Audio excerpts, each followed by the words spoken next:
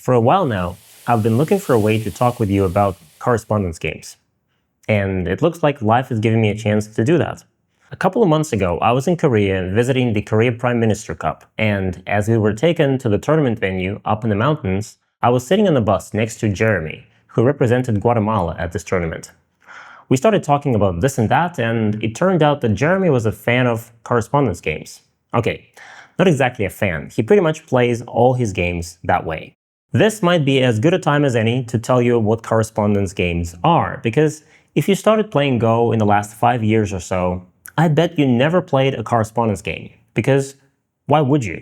As the name Correspondence suggests, those games used to be played by mail, and it all started back in the 1800s. And this system would allow two people to play a game even if they were many miles apart.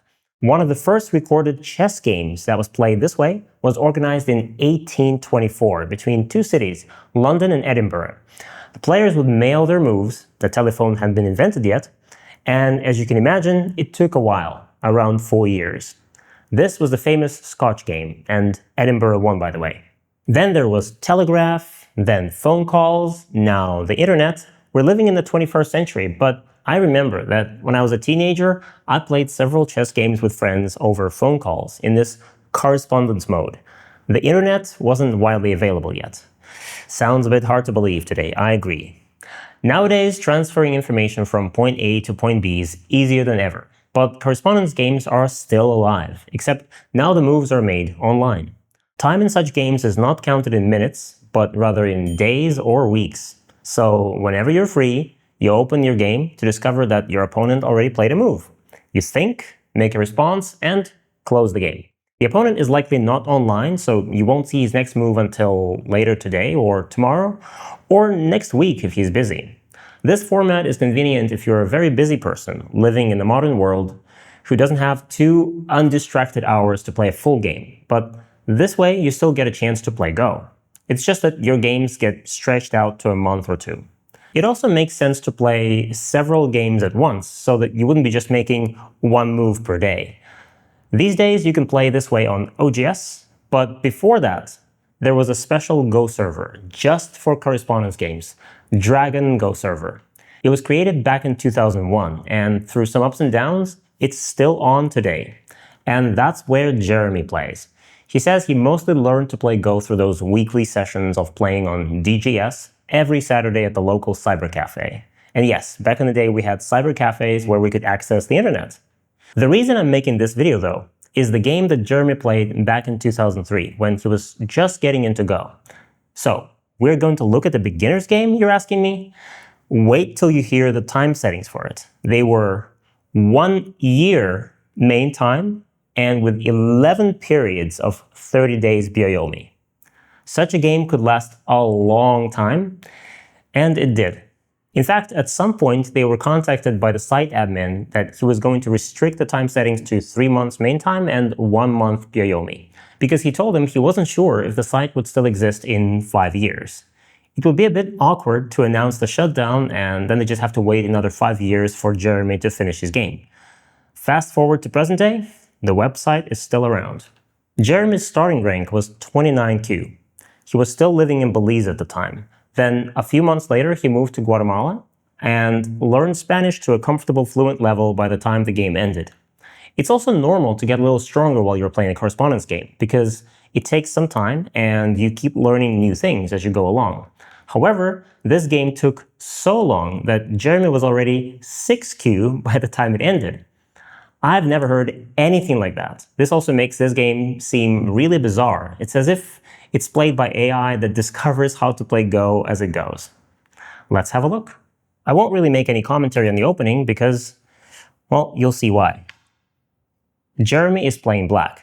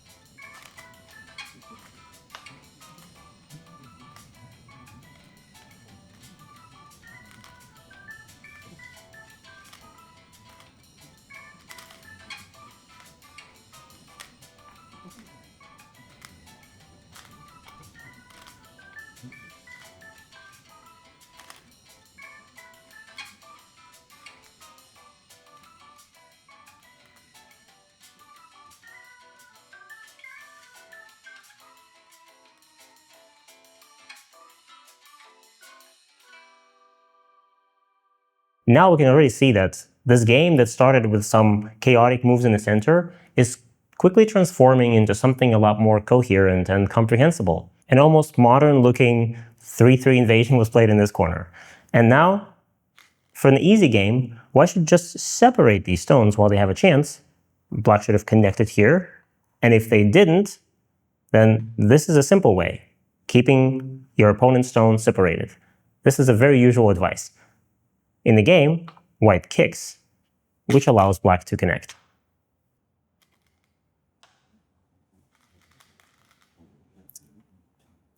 Jeremy plays Atari, and this is an interesting moment because at double-digit Q level, and sometimes even at single-digit Q, we have this uncontrollable urge to save every single stone and protect every piece of territory that we can. So right now, black is playing this Atari, and of course, white wants to save the stone, but actually, this corner might be much more interesting for white. So maybe rather than saving this stone for some unclear reasons, white could just play a move like this. Try to keep the corner, and if black takes, play another move elsewhere. This just invites more complications. Black pushes, white blocks. Atari, Atari.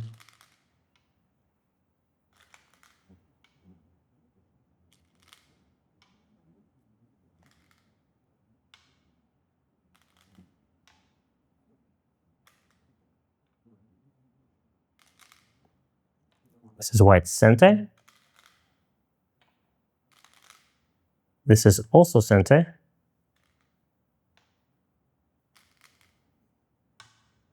And this is where the game was interrupted for about a year because Jeremy's opponent got married and, life took over, and he only returned 1 year after, and the game wasn't finished because of the incredibly long time settings that they had.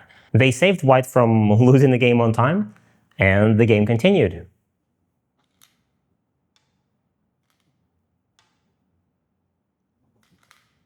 In the game, black played here. But actually, if black just follows the easy way, just plays this Atari, and just captures the stone, then it wouldn't be so easy for white to live here, unless he finds this Tsuji. Because of black's liberty shortage, black can't really block this way. White would throw in, then Atari, and black stones would die.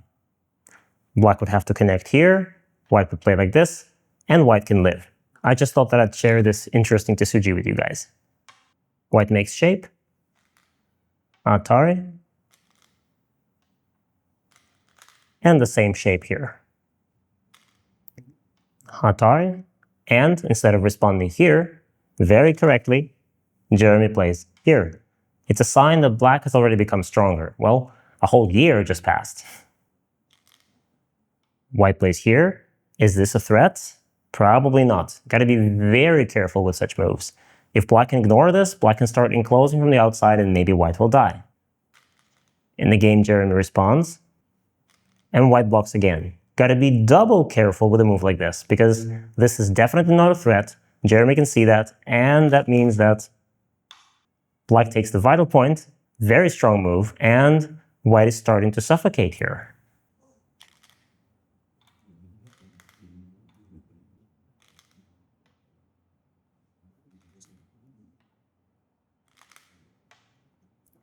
White is alive, but suddenly black is ahead by a lot because these white stones are dead.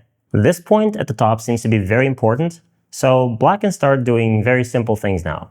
When you're winning, you're trying to simplify the game, so black can take this move here, make this as an exchange, and then start taking corners. Maybe invade here, invade there. Instead of this, in the game we get some complications.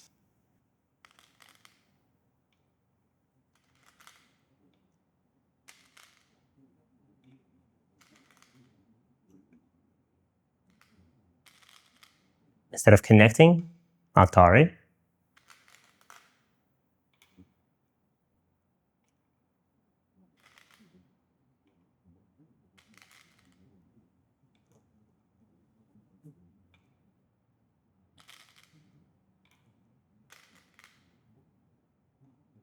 And somewhere at this point, Jeremy's opponent reaches Byoyomi periods, and Jeremy mentions this, and a very interesting conversation follows. He says, hey, you're now down to your Byoyomi, and his opponent says, what's that? And Jeremy explains, oh, I mean, after 30 hours run up, you'll be down to 11 Byoyomi periods of 30 days, meaning if you miss 30 days in a row, then you lose 1 Byoyomi period. You miss 11, then I win the game. You could disappear for 10 months, though, and still be good. And his opponent replies, oh, it's kind of stressful knowing that I might lose the game on time if I don't hurry up and finish without any 10-month breaks. White Ataris. And connects with a good shape. Beautiful. Black tries to disconnect, but actually it doesn't really work. Atari.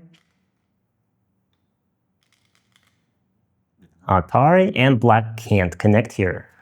Black is short on liberties. Atari from the outside, and white captures.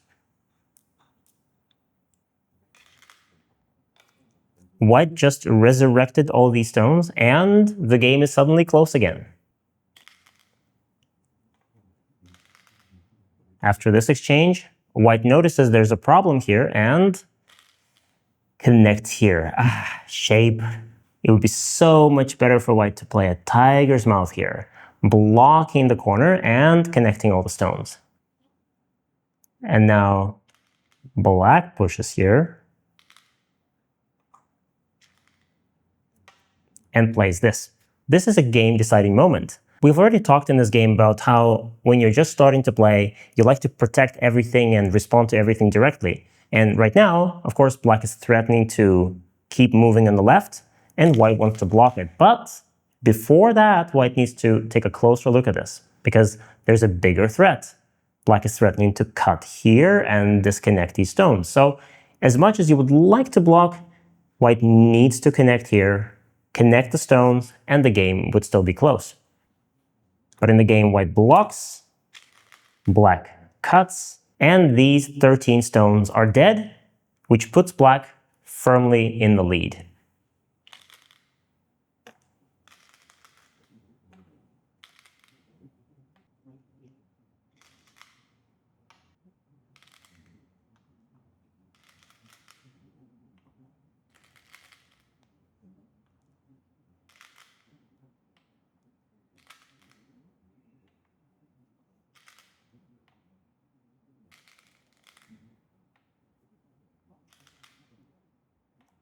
Unfortunately, the white group is not strong enough to keep black inside and kill.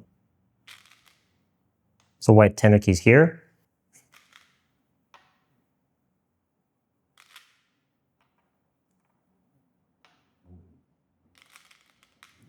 And this is probably not the biggest move. There's still far bigger places on the board. Black just makes sure that this group is alive.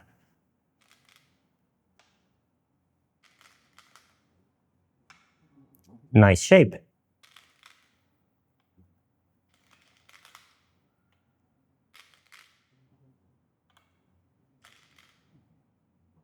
Another nice shape.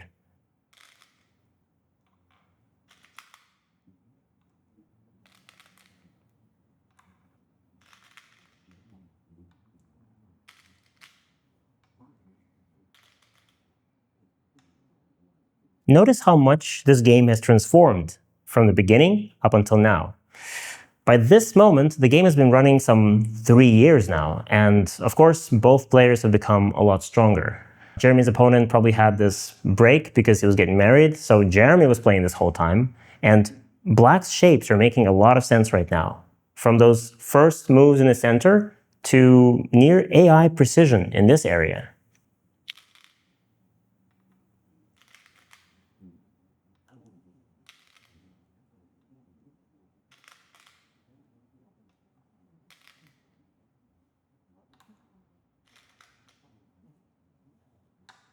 And check out this skillful trick.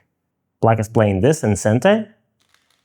White needs to respond, and now black can connect all the stones nicely and threaten this territory at the same time. Thanks to this capture and then this one, black is now leading by about 50 points, and nothing can really change that. And sometime later, after move 200, there was another funny comment from Jeremy that I just have to quote. He says to his opponent, "You were down to your last Biomi period. Now you will only have 30 days per move." 30 days per move is the time settings that I can only dream about, but I can never get it. This game was played from 2003 till 2007, and it took 4 years and 11 days. Just like at the beginning of the 19th century, when the moves were mailed from one city to another. And because this game was played over several years, it kind of looks like a beautiful time-lapse video of wild nature. And you know, if you're feeling busy and you just don't have enough time to play a complete game of Go, you can try this interesting format. Those servers are available. Just go out there, start a few correspondence games, and see what happens. I was inspired when I saw this game and I heard this story, and I think even I am going to try this format, even though I don't really like correspondence, and I thought I never wanted to play it. Let's get inspired and try correspondence games together. Don't forget to like, subscribe, watch Go Magic courses, and I'll see you guys in the next videos. This is Go Magic.